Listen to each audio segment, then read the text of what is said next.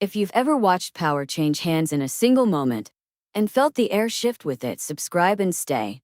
These are the stories where judgment comes fast, truth comes faster, and nothing feels the same afterward. The cabin is quiet in the way only first class ever is.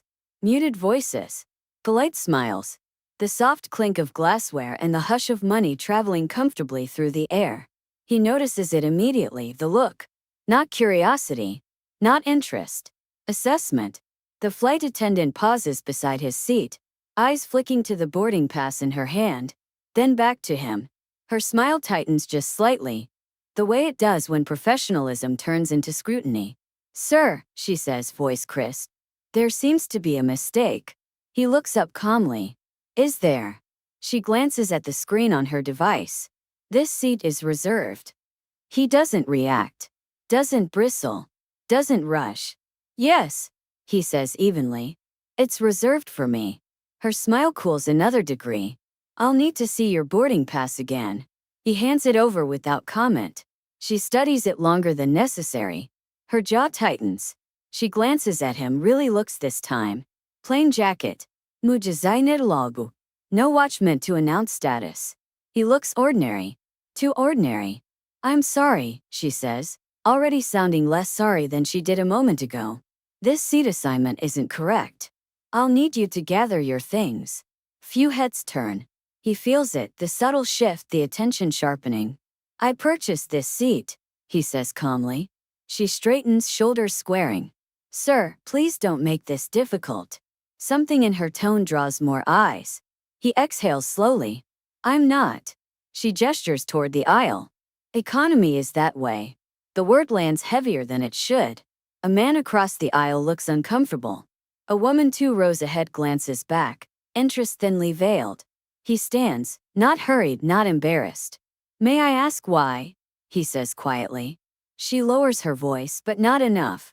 "This seat was upgraded incorrectly." "It happens." "That's strange," he replies. "Because it's been confirmed twice." Her lips press together. "Sir," she says firmly, "if you don't comply, I'll have to involve the purser." There it is. Authority. Public, unquestioned. He studies her for a moment, long enough that she shifts slightly, uncomfortable with his calm. "All right," he says finally. He steps into the aisle. The cabin watches. She escorts him forward, chin lifted, movements precise. Each step feels like a statement. By the time they reach the galley, the purser is already waiting. "What seems to be the issue?" the purser asks. "Seat misuse," the flight attendant replies quickly. "He was in 2A. The purser turns to him. "Sir." He meets her gaze evenly. "I was assigned that seat." The purser checks the device. Frowns. The flight attendant folds her arms subtly, confidence returning. "Sir." The purser begins. A soft chime interrupts. The cockpit door opens. The captain steps out, scanning the small gathering. "Is there a problem?" he asks. The purser straightens. "Just a seating issue, Captain." The captain's eyes move to him. Then they widen. He stops walking. For half a second, the world seems to hold its breath. "Sir," the captain says slowly, "I didn't realize you were on board." The flight attendant turns sharply. "Captain." The captain steps closer, extending his hand. "It's an honor," he says. "We weren't notified in advance." He shakes the captain's hand calmly. "No need," he replies. "I prefer it that way." The silence becomes suffocating. The flight attendant's face drains of color. The purser blinks. "Captain?" "This gentleman," the captain says carefully, "is the primary investor in our new international route." The words land like a drop tray. The flight attendant's mouth opens, then closes. She starts. "There must be." "There was no mistake," the captain says evenly. His seat is confirmed. He turns back to him. "I apologize for the inconvenience, sir." The flight attendant feels the floor shift beneath her. "I didn't know," she says quickly, voice suddenly softer. "I was just following protocol." He looks at her, not coldly, not smugly, just fully. "I understand," he says. "That somehow makes it worse." The captain gestures back toward first class. "Please allow me." As they walk back, the cabin watches again, but this time the energy is different. The flight attendant follows a step behind, hands clasped, face flushed. At his seat, the captain pauses. "If there's anything you need." "No," he says. "Thank you." The captain nods respectfully and leaves. The flight attendant remains. "I'm very sorry," she says quietly. "I shouldn't have." "It's all right," he replies. She swallows. "It's not." He studies her for a moment, then sits. She stands there, unsure whether to leave or stay. "I made an assumption," she says finally. "Yes," he agrees. "I won't do that again." He looks up at her. "That's all that matters." She nods, chastened, and something else. Something unsettled. As she turns to leave, he speaks again. "For what it's worth," he adds calmly, "you handled the situation efficiently. Just prematurely." Her breath catches. She turns back surprised. "Thank you," she says. Their eyes meet. The plane begins to taxi. And neither of them realizes yet that this moment, the one that stripped power bare and left only truth, isn't finished with them. Not even close. The rest of the cabin settles back into its carefully curated calm. But for her, nothing feels settled anymore. She moves through the aisle on autopilot, hands steady, posture flawless. Training carrying her forward while her thoughts lag several steps behind. Every interaction feels louder now. Every glance heavier. She can still hear the captain's voice. Primary investor. She hadn't just been wrong. She had been exposed. At the galley, she pauses longer than necessary, pretending to check inventory.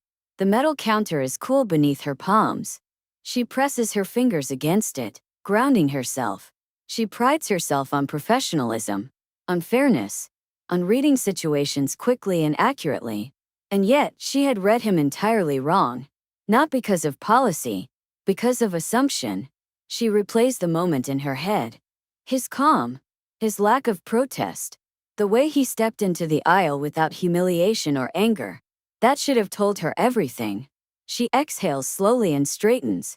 There is no avoiding him now. And avoiding him wouldn't fix what she broke. When she returns to first class, she does so deliberately.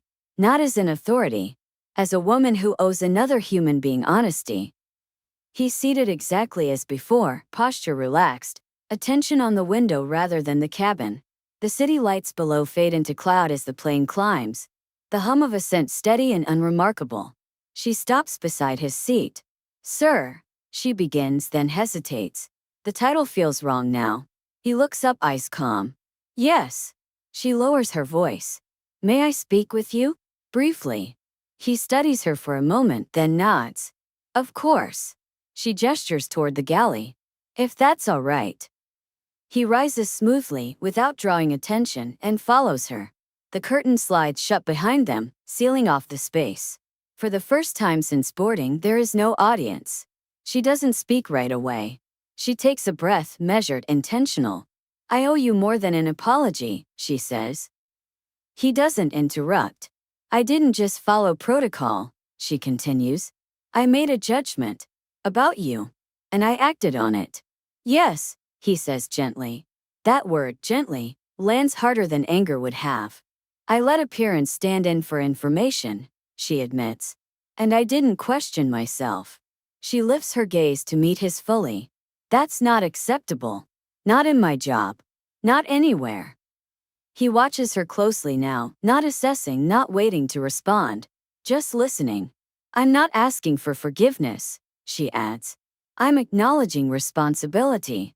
Silence stretches between them, not awkward but charged. "Thank you," he says finally, "for being honest." She swallows. "I was wrong." "Yes," he agrees. "But you corrected yourself." She exhales, a fraction of tension releasing from her shoulders. "I understand if you file a complaint," she says quietly. He considers that. "I won't," he says. Her brows knit slightly. "May I ask why?" "Because the moment matters more than the outcome," he replies. "And because you didn't double down." Something in her chest tightens unexpectedly.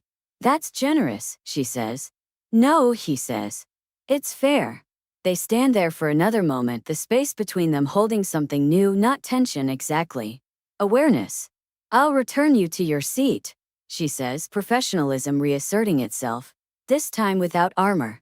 As they step back into the cabin, the atmosphere feels subtly altered. The power dynamic has shifted, not in his favor, not in hers, but into balance. He settles back into his seat. Before she turns away, he speaks again. You didn't ask my name, he says. She pauses. I should have. He offers it. She repeats it softly, committing it to memory. And yours? He asks. She tells him. He nods once. Thank you. For the rest of the flight, she performs her duties with precision. But now awareness shadows every movement. Not self-consciousness. Consciousness. When she brings him a drink, their fingers don't touch, but she's aware of how close they are. When she checks on other passengers, she notices how often her gaze drifts back to him, not out of curiosity, but curiosity's quieter cousin, recognition. Near the midpoint of the flight, turbulence shakes the cabin lightly. She moves through the aisle, reassuring passengers, voice calm and practiced. When she reaches his row, he looks up at her. Long day, he says. She almost smiles. That obvious? Only because I recognize it, he replies. That surprises her. You do. He nods. I spend a lot of time in rooms where I'm underestimated. You learn to read strain. She considers that. And yet you didn't react. No, he says. Because reacting would have made it about ego. She absorbs that quietly. May I ask you something, she says. You may. Why didn't you say who you were? He looks out the window for a moment before answering. Because I wanted to be treated like everyone else, he says. Even if that meant discomfort. She nods slowly. I failed that test. Not entirely, he replies. You corrected course. The plane hums around them. The world outside distant and irrelevant. I'm glad, she says quietly, that you stayed. So am I, he replies. As the flight begins its descent, the cabin prepares for landing. She makes the announcements, voice steady, posture flawless. But something inside her has shifted. Not shaken. Realigned. After touchdown, as passengers gather their belongings, she approaches him one final time. Sir. She stops herself, then corrects. Would you like assistance exiting? He stands, meeting her gaze. Yes, he says. I would. She leads him down the aisle. Not ahead, not behind. Beside. At the aircraft door, he pauses. This won't be the last time we meet, he says calmly. She doesn't ask how he knows. I think you're right, she replies. He steps onto the jet bridge, then turns back once. For what it's worth, he adds. You don't kneel when you're wrong. She stiffens slightly.